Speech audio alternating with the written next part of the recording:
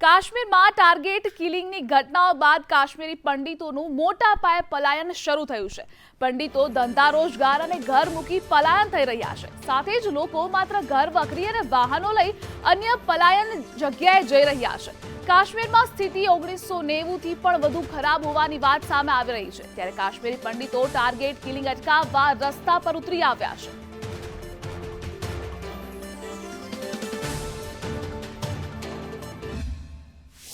और हमें जम्मू जाने के लिए सभी मास माइग्रेशन के लिए हम तैयार हो रहे हैं, इसलिए हम ट्रक्स का जो है रेट फिक्स करने के लिए आए।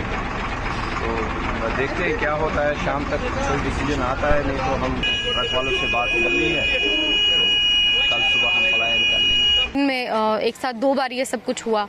तो कल पहले जब रजनी बाला की जब हमें सारी डिटेल्स पता चली, उसके बाद शाम को एक पिक्चर के साथ में एक हमारे पास एक नोटिस आता है विशाल नाम के लड़के का कि he is the next one, जिसके पिक्चर के ऊपर नेक्स्ट वन लिखा हुआ था।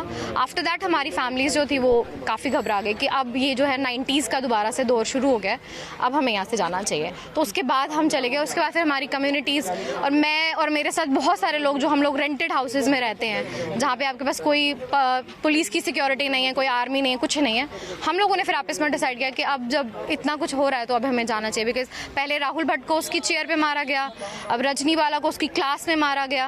सो आई डोंट थिंक वहाँ पे अब कोई भी ऐसा हमारे पास रीज़न बचता है वहाँ रहने के लिए। सर हालात बिल्कुल सही नहीं है। हमने सुना था अपने पेरेंट्स से, जैसे 1990 का जो हाल था, आज मुझे लगता है उससे भी बहुत घटिया हालात है। आजकल चाइनीज़ पिस्टल वहाँ पहुँचा हुआ है, जो किसी के भी जेब में, जैसे आपने आज देखा होगा जो विजय जी शहीद हुए हैं, कैसे वो एकदम से 2 सेकंड के अंदर आए, लोड किया और उनको फायर करके निकल भी गए। कि यहाँ अपनी परछाई पे भी भरोसा नहीं। वैसे ही अगर हम बाहर भी निकलते हैं तो कोई भरोसा नहीं रहता, दिमाग में ऐसा चलता है कि कोई भी आ रहा है, कोई भी जा रहा है तो ये शूट कर देगा। वहाँ ऐसी हालात है, वहाँ रहने लायक बिल्कुल माहौल नहीं, खासकर हिंदूज़ के लिए। तो आज बहुत सारी फैमिलीज वहाँ से रिलोकेट हो चुकी है जम्मू के लिए। बट जो मोस्ट इम्पॉर्टेंट क्वेश्चन है, जो हमारी कॉलोनीज़ में लोग रहते हैं उनको क्यों लॉक किया गया है? एडमिनिस्ट्रेशन अपना फेलियर क्यों छुपा रही है? उनको छोड़ दीजिए, उनके लॉक्स छोड़ दीजिए, वो घर आना चाहते हैं, वो वहाँ सर्व करने के लिए गए हैं, वहाँ हॉस्टेजेस रहने के लिए नहीं गए हुए वो।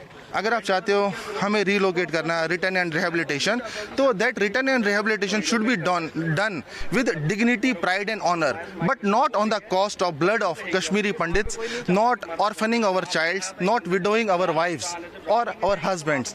तो ये चीज़ इस कॉस्ट पे अगर आप रिहेबिलिटेट करना चाहते हो तो मैं मानता हूँ सर इस कॉस्ट पे शायद ही कोई जॉब करना भी पसंद करेगा। तो शायद आपने सुना भी होगा कि जिस दिन राहुल भट्ट की किलिंग हुई थी उस दिन ही सबने मास रेजिग्नेशन दे दिया था।